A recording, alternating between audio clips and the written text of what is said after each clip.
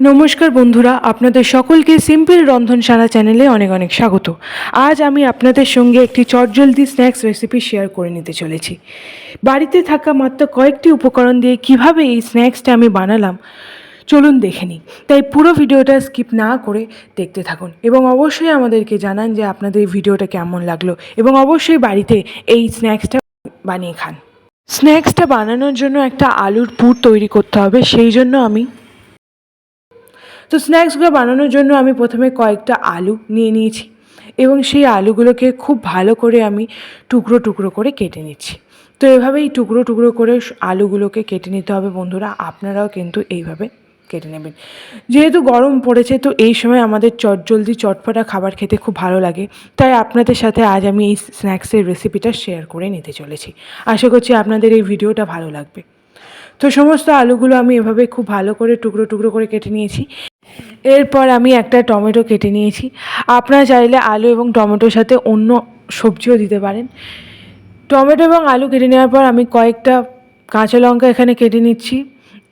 যেহেতু আমি ঝাল খেতে বেশি ভালোবাসি, সেই জন্য আমি কাঁচা লঙ্কা বেশি দিচ্ছি। আপনারা চাইলে আপনাদের পছন্দ অনুযায়ী কাঁচা লঙ্কা দেবেন এবং যদি ঝাল না খেতে চান তাহলে কাঁচা লঙ্কাটা স্কিপও করে যেতে পারেন।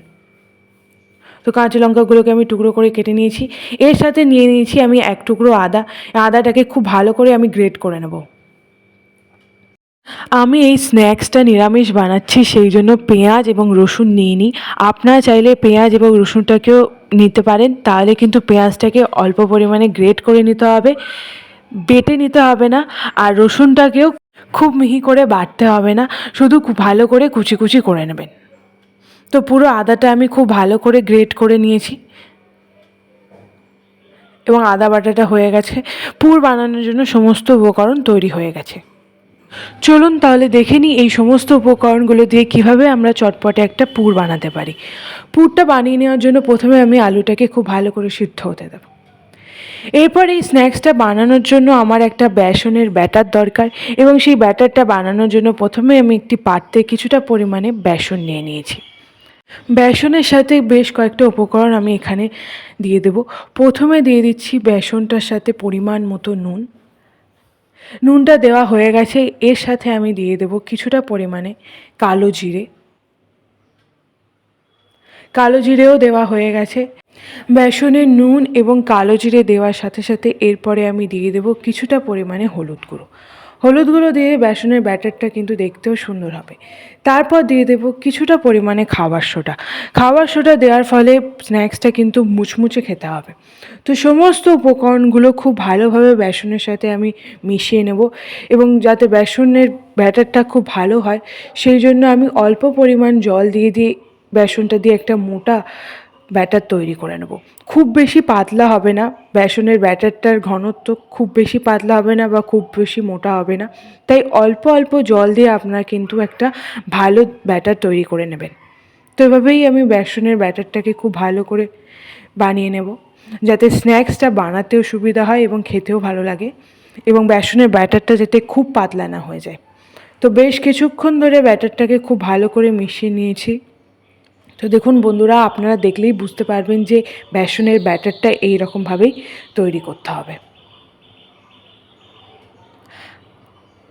আলুটা প্রায় সেদ্ধ হয়ে এসেছে। আলুর পুরে বানানোর জন্য আলুটাকে খুব ভালো করে সিদ্ধ করে নিতে হবে।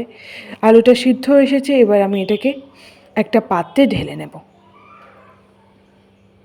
আলুটা খুব ভালোভাবে সিদ্ধ করে নেবেন বন্ধুরা, তাহলেই কিন্তু পুরটা খুব ভালোভাবে বানানো যাবে।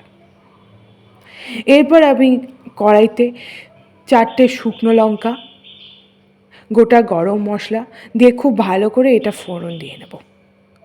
গোটা গরম মশলাগুলো এবং বাকি মশলাগুলোকেও শুকনো খোলায় খুব ভালো করে ভেজে নিতে হবে। এরপর আমি দিয়ে দেবো গোটা জিরে আর গোটা ধনে এবং তার সাথে দিয়ে দেবো কালো জিরে এবং মৌরি। সমস্ত গোটা মশলাগুলোকে খুব ভালো করে শুকনো খোলায় ভেজে নিতে হবে বেশ কিছুক্ষণ। দেখুন বন্ধুরা, এটা লাল লাল হয়ে এসেছে মশলাগুলো। এরপর আমি এটা কিন্তু নামিয়ে নেব। এই ভাজা মশলাটাকে ঠান্ডা করে গুঁড়ো করে নিতে হবে, তাহলে কিন্তু একটা খুব ভালো সুগন্ধি মশলা তৈরি হবে। এবার পুরটা বানানোর জন্য কড়াইতে আমি কিছুটা পরিমাণ সাদা তেল দিয়ে দিলাম। এরপর সাথে আমি দিয়ে দেবো 5 ফোড়ন। ফোড়ন দেওয়ার জন্য 5 ফোড়ন, এর সাথে আপনারা কিন্তু কাঁচা লঙ্কাও দিতে পারেন। খুব ভালো করে ফোড়নটা হয়ে এসেছে। এরপর আমি পুর বানানোর জন্য কিছুটা পরিমাণে আদা দিয়ে দেব। আদাটা দেওয়ার পর খুব ভালো করে বেশ কিছুক্ষণ ভেজে নিতে হবে। আপনার চাইলে কিন্তু এর সাথে পেঁয়াজ বা রসুনও দিতে পারে, কিন্তু আমি এখানে নিরামিষ স্ন্যাক্স বানাচ্ছি, সেই জন্য শুধু আদা দিলাম। আদা দেওয়ার পরে আমি দিয়ে দিয়েছি পরিমাণ মতো নুন, এর সাথে দিয়ে দিচ্ছি টমেটোর টুকরো। টমেটো কুচি, আদা এবং বাকি উপকরণ দিয়ে খুব ভালো করে আমি ভেজে নেব। টমেটোটাকে একটুখানি গলতে দিতে হবে। এর সাথে আমি দিয়ে দিয়েছি কিছুটা পরিমাণে চিনেবাদাম। চিনেবাদামটাও কিন্তু বেশ কিছুক্ষণ ধরে ভাজতে হবে, যাতে বাদামটা একটু লালচে লালচে হয়ে যায়, তাই একটু সময় দিয়ে ভাজতে হবে বন্ধুরা। এরপরে আমি সিদ্ধ করা আলুটাও দিয়ে দেব।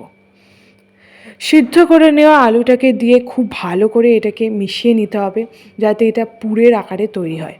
এর সাথে দিয়ে দেব পরিমাণ মতো চিনি, লঙ্কা, যেটা আমি কাঁচা লঙ্কা কুচিয়ে রেখেছি, এবং তার সাথে দিয়ে দিচ্ছি 1/2 চামচ হলুদ গুঁড়ো। সমস্ত উপকরণগুলোকে খুব ভালো করে মিশিয়ে নিতে হবে এবং আলুটাকে খুব ভালোভাবে মিশিয়ে নিতে হবে, যাতে এটা পুরের আকারে তৈরি হয়ে যায় এবং এটা খেতেও খুব সুন্দর হয়। তো বেশ কিছুক্ষণ ধরে আমি সমস্ত আলুর পুরটাকে খুব ভালো করে মিশিয়ে নেব। আপনারা যদি ঝাল খেতে পছন্দ করেন তাহলে এর সাথে লঙ্কা গুঁড়োও দিতে পারেন, আর যদি মিষ্টি খান তাহলে কিন্তু চিনির পরিমাণটা বেশি করে দেবেন। তো পুরটা খুব ভালোভাবে তৈরি হয়ে গেছে এবং এটা দেখতেও খুব সুন্দর হয়েছে। তো দেখুন বন্ধুরা, পুরটা কিন্তু এইভাবেই তৈরি করে নিতে হবে। আমি প্রায় 5 মিনিট মতো পুরটাকে খুব ভালোভাবে নাড়িয়ে নিয়েছি এবং সমস্ত উপকরণগুলোকে মিশিয়ে নিয়েছি। এর ওপর থেকে আমি দিয়ে দেবো ভাজা গুঁড়ো মশলা, যেটা আমি শুকনো খোলায় মশলাগুলোকে ভেজে গুঁড়ো করে নিয়েছিলাম, সেই গুঁড়ো মশলাটা এখানে দিয়ে দেবো। দেওয়ার পরে আরও বেশ কিছুক্ষণ পুরটাকে আমি খুব ভালোভাবে নেড়ে নেব।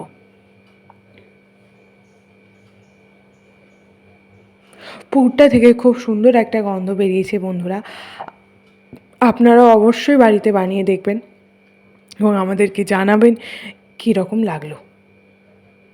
তো পুরটা তৈরি হয়ে গেছে। এবার আমি কলা পাতার ওপর পুরটা ঢেলে নেব। পুরটা পুরোটাই রেডি হয়ে গেছে, এটাকে ঠান্ডা হতে দিতে হবে। তাই এই পুরটা ঠান্ডা করে নেওয়ার জন্য আমি বেশ কিছুক্ষণ পুরটাকে রেখে দেব, যাতে পুরটা খুব ভালোভাবে ঠান্ডা হয়ে যায়। এবার আমি স্ন্যাক্সের বাকি পদ্ধতিটা বানিয়ে নেব। স্ন্যাক্সটা যেহেতু পাউরুটি দিয়ে তৈরি করছি, তাই আমি রুটিগুলোকে এইভাবে 2 টুকরো করে কেটে নেব। আপনারাও কিন্তু এইভাবেই রুটিগুলো খুব ভালো করে কেটে নেবেন।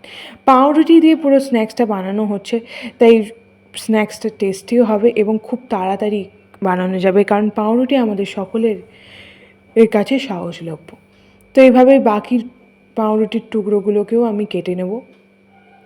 সমস্ত পাউরুটিগুলোকে কেটে নিয়েছি এবং বেসনের যে ব্যাটারটা আমি তৈরি করে রেখেছিলাম, তাতে আমি মৌরি এবং কালো জিরে দিয়ে দিয়েছি এবং তার সাথে দিয়ে দিচ্ছি কিছুটা পরিমাণে ভাজা মশলা। আবার সমস্ত উপকরণগুলোকে খুব ভালো করে মিশিয়ে নিয়েছি। যেহেতু এইটার ঘনত্বটা একটু মোটার দিকে হয়ে গেছে, তাই আমি এর সাথে সামান্য পরিমাণে জল দিয়ে দিয়েছি। এরপর আমি স্ন্যাক্স বানানোর জন্য রুটির সাথে পুরগুলো ভরে নেব। রুটির মধ্যে পুরটা ভরে নেওয়ার জন্য দেখুন বন্ধুরা, আমি একদিকের রুটিটা নিয়েছি এবং তার উপর পুর দিয়ে দিয়েছি।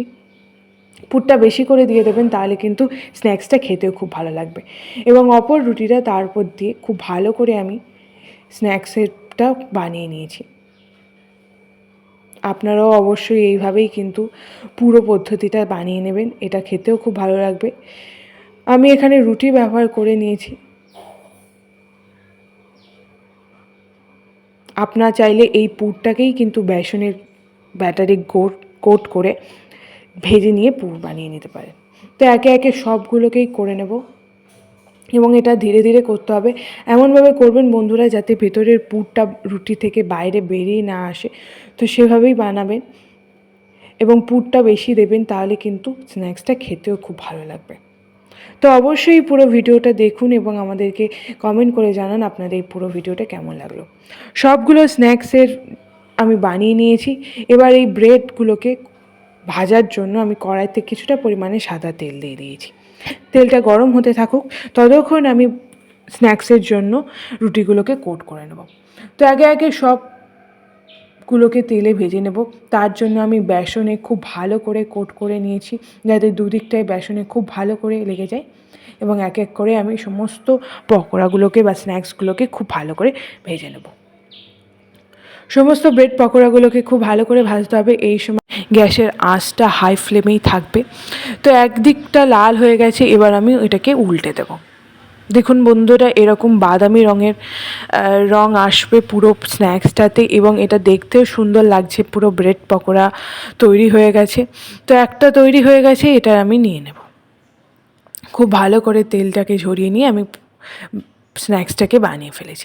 তো এভাবে এক এক করে আমি বাকি স্ন্যাক্সগুলোকেও বানিয়ে নেব।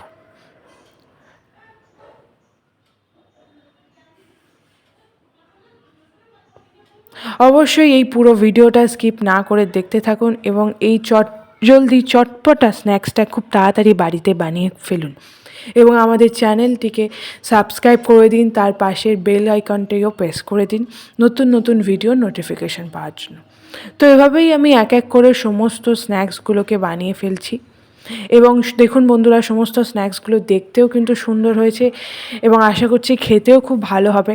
এবং স্ন্যাক্সটা বানানোর জন্য পুরটা কিন্তু খুব ভালোভাবে বানাতে হবে। পুরটা যত টেস্টি হবে, স্ন্যাক্সটাও কিন্তু খেতে ততটাই সুন্দর হবে।